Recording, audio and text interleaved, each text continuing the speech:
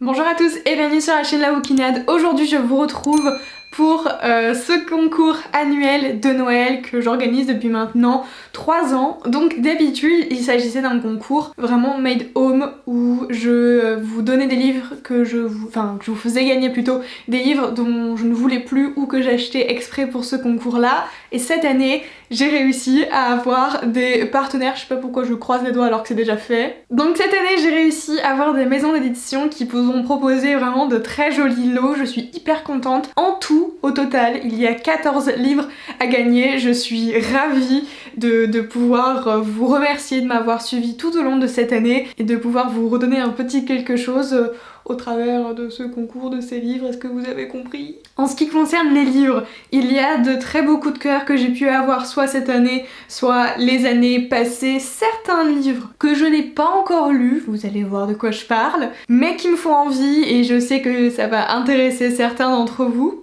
Et puis bref, je suis trop contente, on commence tout de suite. Ah non petite feinte. En ce qui concerne les conditions de participation, tout sera mis dans le descriptif de chaque Google Form que vous allez avoir en barre d'informations. Je vous conseille de vraiment suivre chacune des étapes, enfin chaque condition de participation parce que sinon votre participation ne sera pas valide. Vous pouvez participer pour autant de livres que vous le souhaitez bien entendu. Une participation par personne et par livre en gros, mais tu peux participer pour plusieurs livres tant que tu le fais au même nom. On commence tout de suite avec le premier partenaire, il s'agit de la maison d'édition Pocket Jeunesse et nous allons avoir comme premier livre Nevermore de Jessica Townsend, donc chez PKJ. C'est l'histoire de la jeune Morrigan Crow qui est née le jour maudit et qui en gros doit partir pour son anniversaire, elle doit quitter cette planète et tout ce qui la peuple, en gros elle doit faire plus partie des nôtres quoi. Et ce jour-là, le jour de son anniversaire, au dernier moment, elle va être sauvée par un homme mystérieux qui va la mener dans le merveilleux monde de Nevermore et on va découvrir les particularités de Morrigan et de cet homme mystère. C'est un livre que j'ai énormément aimé, donc il y a à ce jour 3 tomes, je crois qu'il est prévu 7 à 8 livres il me semble pour la saga, je crois que je dis pas de bêtises. Et j'adore le personnage de Morrigan, franchement n'hésitez pas, participez pour celui-ci, il est génial. Ensuite nous avons un coup de cœur très récent, il s'agit de Plein Gré de Marion Brunet. C'est l'histoire de... ils sont à la base 4. J'ai un doute sur le nombre de personnes. Enfin, on commence avec Élise et Victor qui vont découvrir le corps de Clarence à côté de leur embarcation, de leur voilier. Et donc la troisième, Emma, va comprendre que le voyage qu'ils préparaient sur leur voilier ne va pas du tout être comme elle l'espérait, ne va pas du tout être paradisiaque. Donc c'est un thriller young adulte. Ils vont forcément, quand on va découvrir ce corps-là, il va se passer beaucoup de secrets qui vont se révéler, de choses enfouies, cachées, de relations amicales ou amoureuses toxiques, etc. qui vont éclater. Il va donc y avoir une tempête de sentiments et de choses refoulées, enfouies, etc. Mais une seconde tempête, puisque Mère Nature a décidé de rendre ce périple encore plus dangereux et désastreux, et ils vont essayer de survivre à tout ça. Vous avez pas encore vu le point lecture sur lequel j'ai parlé de ce livre, mais il est top. Ensuite nous avons Le Fracas et le Silence de Cory Anderson. C'est un livre qui est sorti assez récemment chez Pocket Jeunesse, et je crois que je ne vous ai pas encore fait l'avis, et je crois qu'il est même pas dans mon point lecture qui va sortir. See you soon. En ce qui concerne l'histoire, ça se passe en hiver à Idaho de mémoire. Il fait très froid et Jack est assez déprimé par ce qui lui arrive. Son père est en prison et sa mère vient de décéder, ce qui veut dire que lui et son petit frère vont être placés en famille d'accueil ou orphelinat, enfin ils vont être séparés. Il en est hors de question pour lui qu'il se sépare du dernier membre de sa famille, donc il va décider de retrouver un sac d'argent que son père aurait envoyé depuis la prison, sauf qu'il n'est pas le seul à vouloir ce sac d'argent et il va faire la rencontre d'une jeune fille, Ava, qui va peut-être décider de les aider, mais c'est pas très simple pour elle parce qu'elle a un choix assez délicat à faire, donc elle peut très bien ne pas les aider. Je vous en dis pas plus pour ce livre, je vous garde le suspense pour mon avis. On continue avec le second partenaire et le 4e livre, il s'agit du tome 1 de Vampyria, donc La Cour des Ténèbres de Victor Dixon. Donc ça se passe en 1715 et le roi soleil, ça fait 3 siècles qu'il règne sur la France et ses contrées, puisqu'en fait c'est un vampire vampire, il s'est fait transmuter, voilà, et Jeanne donc va arriver 3 siècles plus tard, elle va être victime d'une barbarie et d'une boucherie sans nom, elle va décider de se faire passer dans la peau d'une jeune fille noble afin d'intégrer non c'est pas la Vampire Academy mais vu qu'elle a maintenant ce statut-là, elle peut être formée auprès de la cour royale, j'ai plus le terme exact, mais en gros ils vont chercher l'élite des humains pour devenir les futurs vampires en gros, les futurs vampires quoi. Et c'est une bonne technique pour se rapprocher de ses ennemis. Je crois que j'en ai assez parlé de ce livre là, on passe au suivant. 5e livre et ça fait longtemps que je vous en ai pas parlé, il s'agit de Night School de Seiji Dogerty chez évidemment Collection R. Donc c'est l'histoire de Ali Sheridan, je ne sais plus très exactement comment on prononce, qui arrête pas de faire des bêtises et de causer des ennuis à ses parents. Ses parents ont trouvé une solution toute faite quoi, l'envoyer en orphelinat histoire de la redresser. Elle va arriver dans cet orphelinat, non c'est pas un orphelinat, cet internat, pardon. Rien à voir avec la choucroute. Il s'agit du coup de l'école privée de Cimmeria et à Cimmeria, tout va pas vraiment se passer comme dans un internat classique. Elle va notamment faire la connaissance de la Night School qui rassemble beaucoup d'élèves dangereux, très intelligents et très charismatiques et à mon avis ça sent pas bon pour elle. On poursuit avec le 6e livre, il s'agit du joyau de Amy Ewing. C'est un coup de cœur intergalactique. C'est l'histoire de Violet Lasting qui est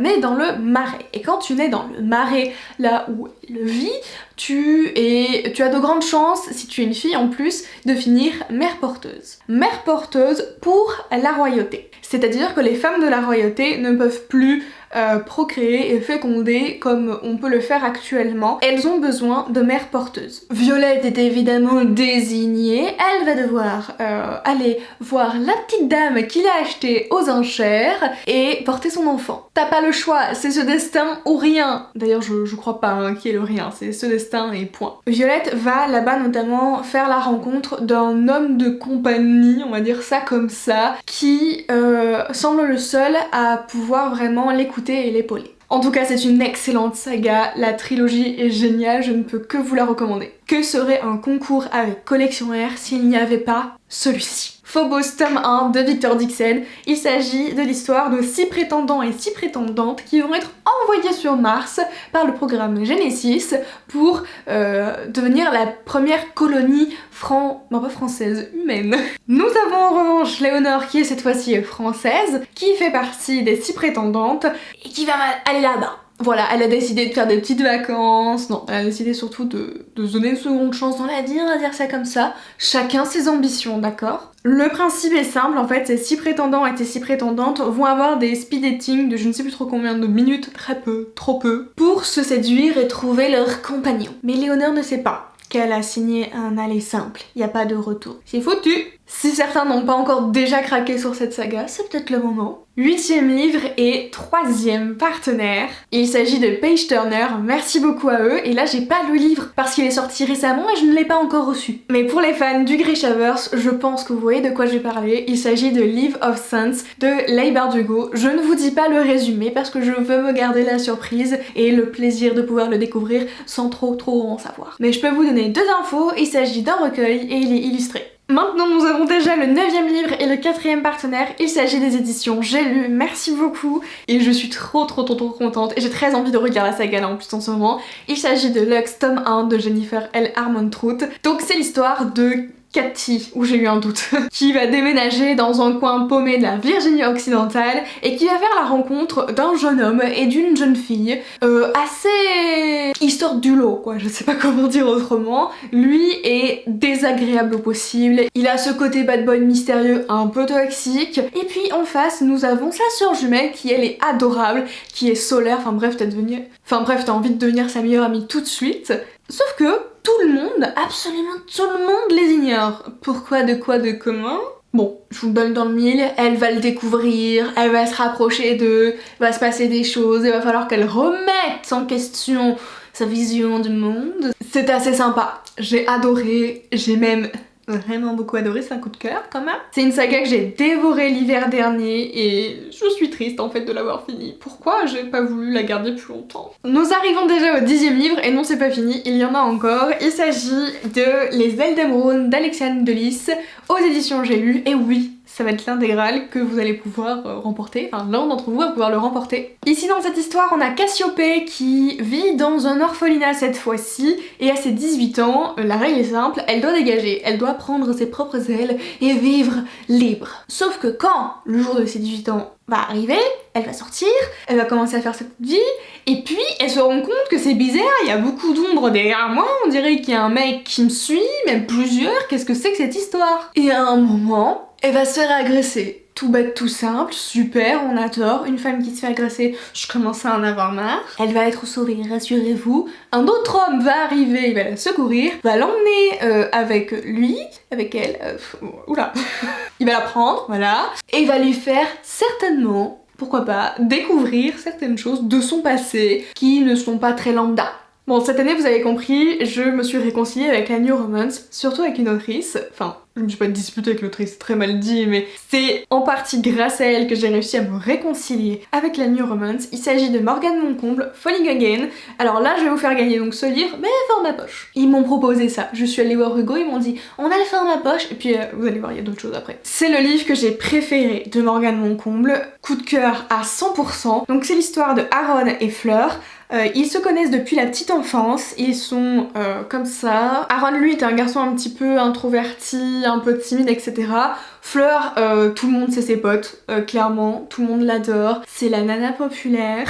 Dans la cour de récréation, tout le monde veut jouer à la marelle avec elle. À 5 ans, Aaron a failli se noyer et c'est Fleur qui l'a sauvé. Et c'est en partie depuis ce moment-là qu'ils s'échangent des petites lettres d'amour, c'est trop mignon. Ils vont cependant se perdre de vue à cause d'un certain événement, je ne sais pas ce que c'est, enfin si, mais il faut le découvrir, je vous le dirai pas. Et nous on arrive 16 ans plus tard, Fleur est du coup une future écrivaine, je sais plus si elle a publié ou pas. Aaron, lui, travaille dans la conception de jeux vidéo. Ils vont se retrouver dans la même boîte. Sauf qu'il y a un petit hic, Aaron ne se souvient pas d'elle. C'est très sympa. Une romance. Pépite, pépite, pépite, pépite. Et ensuite, pour terminer, 12e, 13e, 14e livre. Donc c'est toujours chez Hugo. Hugo New Romance. Cette saga, je ne l'ai pas lue, parce que là, du coup, on parle de 3 tomes. Mais j'ai cru comprendre, quand j'ai parlé de New Romance, que beaucoup d'entre vous lisent de la New Romance, de la romance, etc. Donc, je me suis dit que c'était plutôt cohérent d'essayer de vous faire plaisir aussi, en plus de Falling Again. Je vous propose du coup de tenter de gagner le tome 1, le tome 2, le tome 3 de Adopted Love. Et c'est écrit par Gaia Alexia. Je suis désolée si je prononce mal le prénom, c'est Tzigane, qui est un orphelin. Et il va errer dans plusieurs foyers, familles d'accueil, pardon, jusqu'à arriver au bout d'un moment qui fait tellement de conneries qu'il va être... la justice va le rattraper. Et il va prendre 1 an de conditionnel et donc il va devoir ne pas broncher pendant 1 an et on va le replacer dans une nouvelle famille où il va faire la rencontre d'une demoiselle. Enfin la fille de la famille d'accueil je crois. Elle s'appelle Elena et ça va un petit peu compliquer les choses. Un petit peu de l'huile sur le feu quoi. Comme je vous le disais, j'ai pas encore lu la saga, mais elle est dans ma wishlist, j'ai hâte de pouvoir la lire, et puis voilà. C'est fini pour la présentation de tous les livres pour ce concours annuel de Noël, j'espère que ça vous fait plaisir, je vous remercie vraiment chaleureusement pour cette année, d'avoir continué à me suivre, d'avoir continué à me soutenir quand ça allait pas, quand je vous proposais de nouveaux projets, de discuter toujours avec moi. Franchement, vous avez été un soutien dont je m'attendais pas tellement, j'avais pas mesuré à quel point je pouvais avoir un soutien pareil. Donc merci beaucoup, j'espère avoir fait du mieux pour pouvoir vous faire plaisir cette année. J'arrête pas de me répéter, mais encore merci. Merci notamment à tous les partenaires de cette vidéo, merci à toutes les maisons d'édition d'avoir surtout permis ça quoi, parce que sans eux c'était compliqué. Et sur ce, je vais arrêter la vidéo là, je vous souhaite de belles lectures, de belles fêtes de fin d'année, et je vous retrouve dans une prochaine vidéo. Bye!